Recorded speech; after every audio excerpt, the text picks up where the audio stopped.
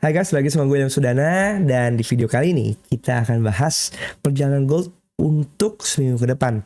Dimana hari Senin merupakan akhir dari bulan September, kemudian Selasa sampai Jumatnya itu adalah awal bulan Oktober. Artinya ada pergantian di time frame besar di sisi month-nya dan di sisi quarter-nya. Di hari Senin ada LDR, di hari Jumat ada NFP.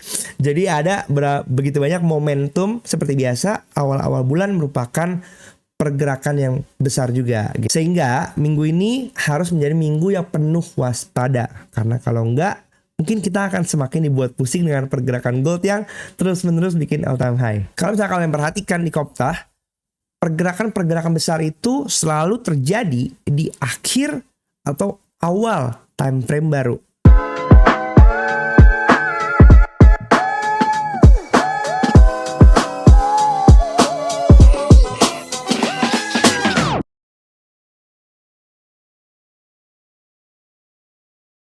Oke, jadi kita langsung aja bahas yang paling hot saat ini adalah apakah gold akan melanjutkan membuat all time high baru. Karena kalau kita perhatikan, memang hampir setiap minggu gold itu bikin all time high baru ya.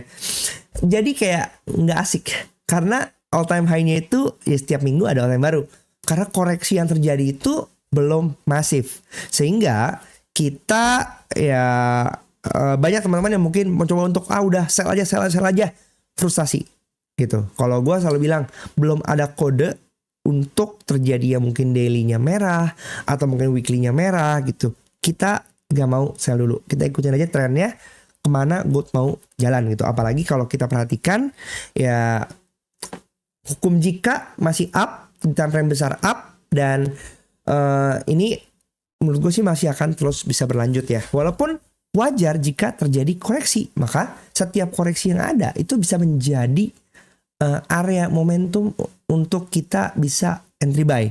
Tapi harus tepat dong areanya, kalau enggak pusing juga pala. Oke?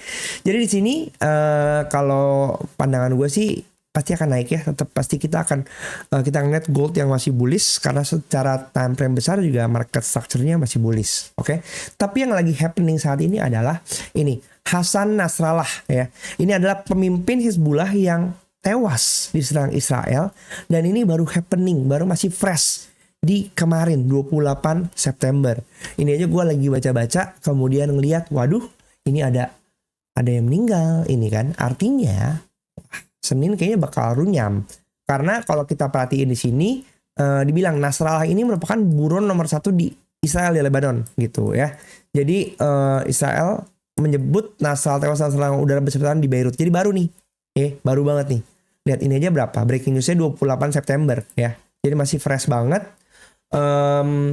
Tapi semua bilang udah yakin ini meninggal gitu. Di sini juga ada statement, jika Hasan Nasrallah tewas, Israel tidak akan melakukan invasi darat ke Lebanon kayak gitu.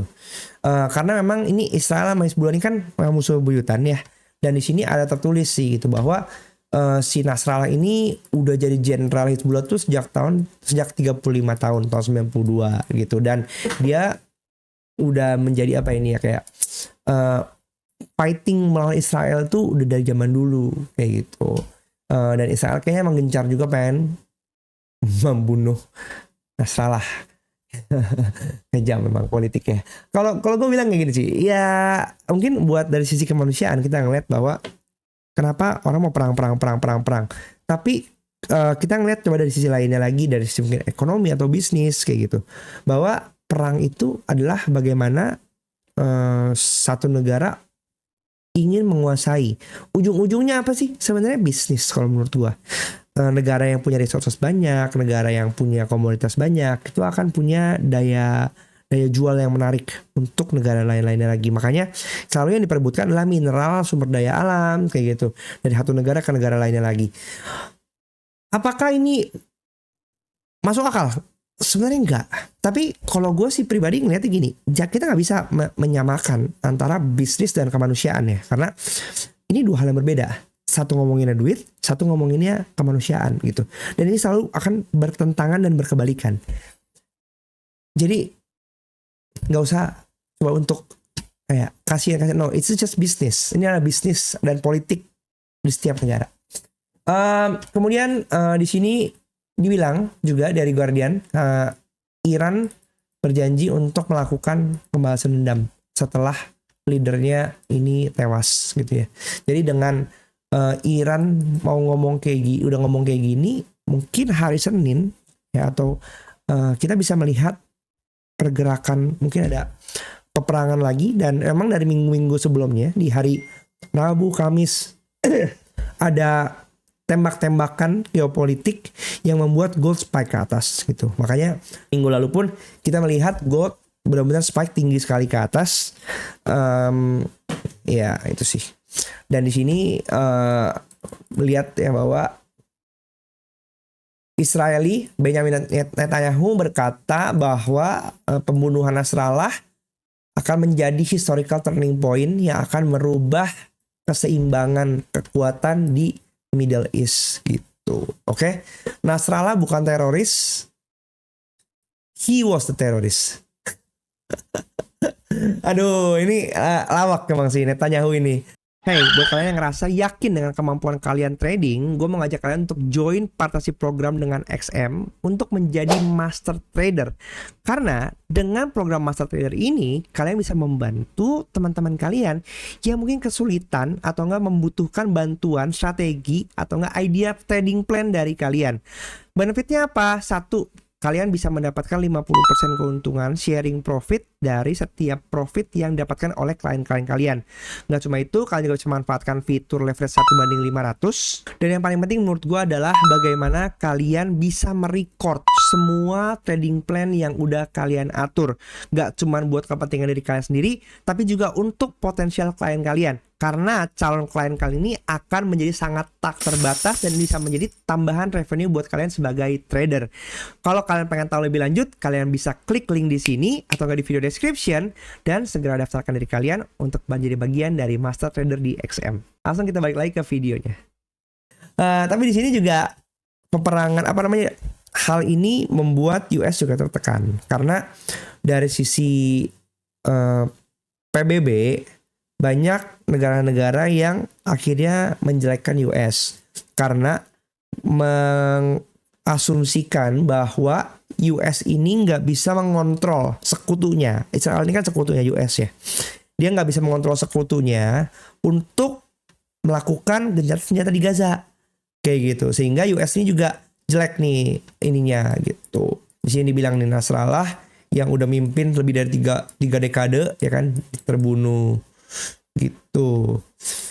Jadi kalau menurut gua ini masih tensinya masih tinggi geopolitik di Timur Tengah, dan otomatis ketika terjadi ketidakpastian, gold kita bisa asumsikan akan berlanjut naik.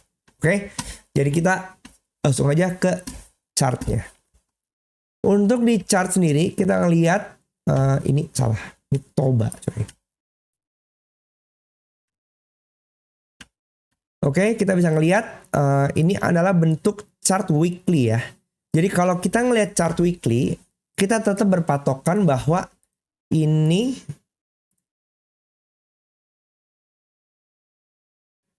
lanjut bisa naik ya. Oke. Ini masih one single move. Jadi kita belum juga melihat adanya pullback nih dari weekly nih. Sejak dari titik sini low ini, oke, kita belum nemu valid high-nya, makanya masih single move. Ya, masih single move. Ini yang perlu kita antisipasi. Jika kalau kita ngelihat dari sisi candle-nya, memang di sini ada rejection, ya, membuat sebenarnya kalau dari sisi RPS nanti tidak akan ideal. Kenapa? Karena wick di atas lebih besar daripada wick di bawah. Ini menunjukkan sellernya masuk kayak gitu. Walaupun tetap dia closingnya biru ya. Ini semua biru sih. Tapi kita perhatikan aja, lihat ini open, ini close-nya, maka candle-nya masih bullish. Ya. Maka kita bisa antisipasi nanti adanya area di sini yang akan revisit lagi, karena kalau menurut pengamatan gua, apapun itu yang terjadi, wick akan ditutup karena dia merupakan price inefficiency yang sooner or later akan kembali ordernya diambil dulu. Oke. Kemudian dari sisi daily kita udah melihat ini udah terjadi pullback ya. Berarti ini adalah low yang high yang valid. Oke, karena low ini udah diambil, maka kita bisa lihat dari sisi sini ini udah kebentuk. Ini high di daily yang valid. Oke, kita lihat kalau high udah valid, ini low valid, maka kita bisa punya trading range dari 2547 ini sampai paling atas di sini 2686. Maka kita bisa antisipasi kalau misalnya kita mau rebuy, kita bisa cari di area premiumnya yaitu 2600 ke bawah atau 2617 ke bawah. Kalau diperhatikan ini juga ada candle ya, ini ada fair value gap di sini 2613 sampai 2595 ya. Berarti kita bisa pantau area di sini. Kalaupun dia ke bawah lagi, it's okay. Nanti kita perhatikan pivot weekly-nya ada di mana, ya. Tapi kalau misalnya kalian belinya di atas ini, ya hati-hati. Kalau misalnya dia akan dibawa ke bawah. Memang kalau kita perhatikan weekly kan di sini ya. Ini low-nya weekly 2613. Ini high-nya weekly 2686, all time high ya. Perhatikan lagi. Nah, dengan posisi dia saat ini adalah weeknya masih up. Ini ada low before weekly-nya 2613. 50%-nya di 2617. 2600 ya. Berarti kita bisa expect dengan posisi yang sekarang ini weeknya up, kita bisa lihat ya apakah dia turun akan sejauh apa. Probably kalau gua kira sih pivot weekly akan sekitar di 2640-an ya. Tapi kalau lihat posisi tadi, mungkin R-nya akan di 26 seginian. R1-nya, S1-nya di bawah gitu. Maka bisa mungkin terjadi weekly yang mungkin anomali down. Bisa jadi, tapi belum ada kepastian. Oke? Karena kalau gitu, ketika daily udah ambil pullback, maka ada kemungkinan nanti skenario-nya bisa begini, kemudian ke bawah dulu. Itu kan ke bawah, baru ke atas lagi. Gitu. Jadi tetap sabar karena kita perhatiin juga, kita ingat bahwa saat ini hari Senin adalah tanggal 30 September ya. Kalau kita lihat ini 30 September 2024 ya. Ini merupakan timing HSH ya. HSH untuk apa? Untuk monthly, untuk quarter juga. Gitu. Timing HSH monthly dan quarter. Kemudian untuk week 1 ya, hari Selasa itu kan udah masuk nanti jadi week 1 Oktober ya. Week 1 Oktober ini adalah timing busur monthly dan quarter 4. Yang kalau misalnya kita asumsikan monthly-nya bakal up, quarternya juga bakal up. Maka cenderungnya busurnya adalah busur bawah. Nanti kita akan petakan ya. Timing HSH-nya ini juga ke bawah gitu. Gitu, oke. Ini kita perhatikan, kita mengacu ke timing dulu supaya kita nggak kecelek gitu. Karena mau bagaimanapun harga pasti akan membentuk busur dan timing targetnya dulu ya. Kemudian kalau kita perhatikan dengan posisi sini, maka timing busur bawah monthly akan di bawah. Karena kalau kita perhatikan di sini, monthly kita benar-benar strong candle ya. Ini kan monthly kita. Maka 50%-nya akan menjadi area busur. Pivotnya masih di bawah. Quarter juga sama. Quarter, kita perhatiin quarternya lebih gede lagi. Bahkan di sini bisa menjadi area 2494, bisa menjadi area busurnya. Tapi apakah akan dikunjungi? Belum tentu. Tapi apakah bisa dikunjungi? Bisa jadi ya. Nanti kita akan lihat dulu bagaimana terjadi di weekly-nya. Karena kode-kode ini akan terjadi nanti ketika dikode dari time frame kecilnya gitu. Makanya kita harus pantau. Pergerakannya jangan terlalu agresif. Santai aja, tetap nunggu di terminal. Oke? Nah, dari sini kita coba lihat acuan ke sini. Kita sekarang lihat karena kita belum melihat adanya sesuatu yang masif di perbedaannya, maka perbedaan time frame-nya kita lihat ke weekly dulu ya. Karena monthly-nya belum berubah, jadi semua RPS monthly kita akan acuan tetap di September. Kita akan lihat dulu pivot weekly kita ada di 2647 ya, 2647. Maka ini akan menjadi titik awal dulu nih. Sekarang harga ada di 2658, maka kita bisa pantau.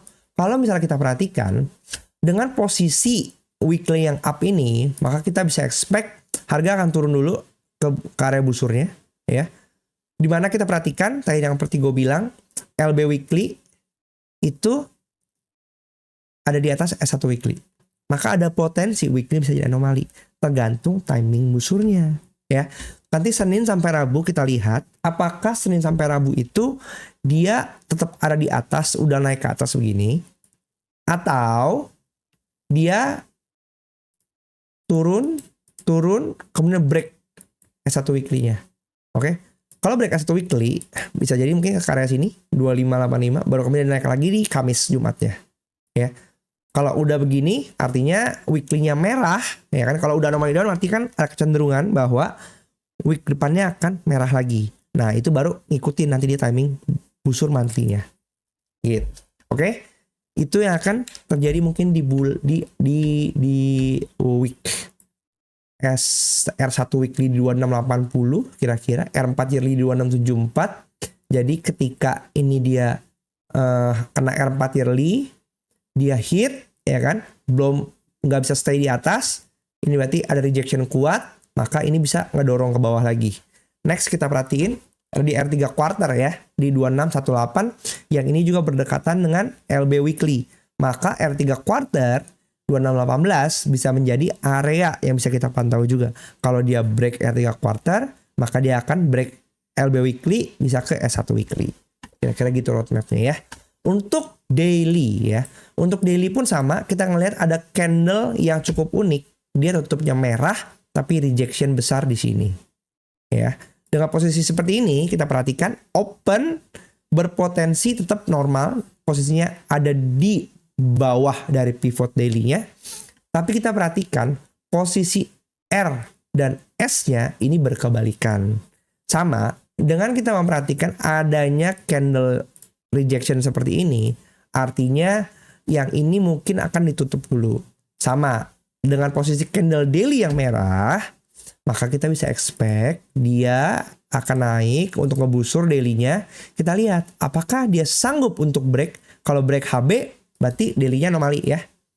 Kalau daily-nya anomali, maka akan lanjut naik besoknya. Gitu. Untuk apa? Mengerjakan ini, break HB weekly. Lanjut lagi deh ke atas deh. Berarti strong bullish. Tapi kalau enggak, ya ke bawah, ya lanjut lagi untuk jadi busurnya weekly. Nanti baru naik ke atas lagi. Gitu, oke? Jadi kalau menurut saya seperti itu. Of course kalau secara structure kita tadi udah bahas bagaimana structure-nya ya. Ada fair value gap di sini. Tadi kan kita udah ngomongin yang di sini. Jadi acuan saya sih itu.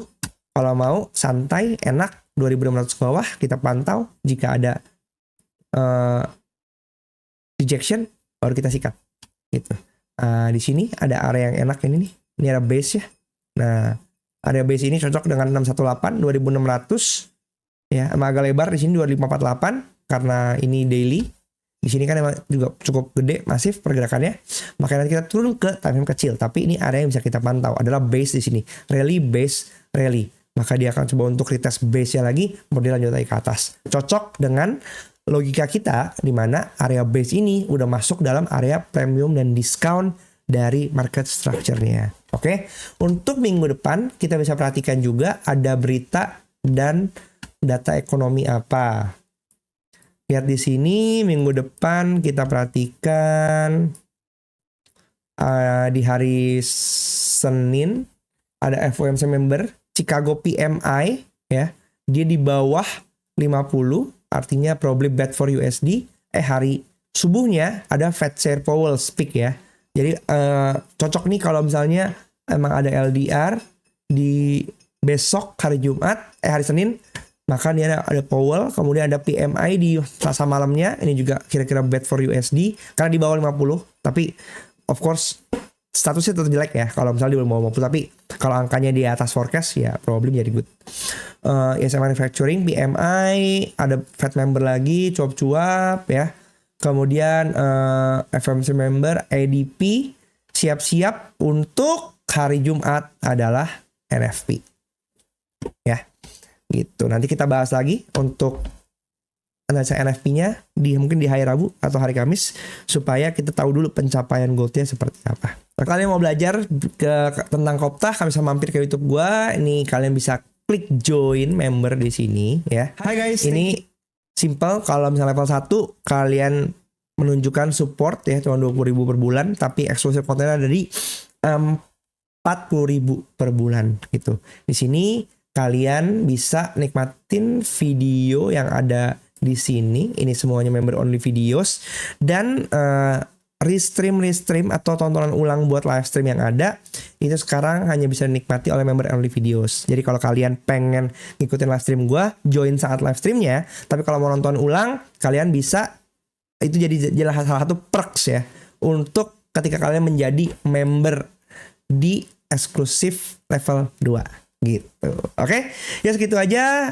Semoga apa yang gue bagikan ini bisa menjadi insight dan pandangan buat kalian. Ingat bahwa gue gak menjual signal, gue gak menjual VVIP, gue gak menjual jasa titip dana. Semua gue berikan ini untuk visinya melahirkan trader yang mandiri kayak gitu. Jadi jadilah trader yang independen, pahami dan know what you do, karena dengan cara itu yang bisa membuat kalian itu lebih nyaman dan lebih aman saat trading. Kalau kalian suka dengan video seperti ini, jangan lupa di komen juga pandangan kalian tentang gold minggu depan seperti apa. Dan sampai jumpa di video selanjutnya. Bye-bye.